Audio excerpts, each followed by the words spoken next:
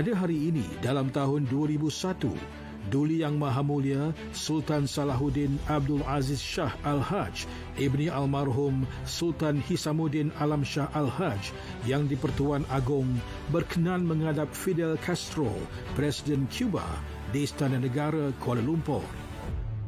Istiadat menghadap ini diadakan sebagai sambutan rasmi sempena lawatan pertama beliau ke Malaysia selama 3 hari sejak menjawat jawatan Presiden Cuba.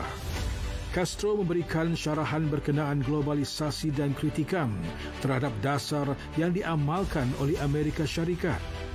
Lawatan ini adalah bukti kesungguhan kedua-dua negara untuk mengukuhkan hubungan dua hala. Beliau turut dianugerahkan darjah utama Sri Mahkota Negara DMN kehormat oleh Duli Yang Maha Mulia Sultan Salahuddin Abdul Aziz Shah Al-Haj.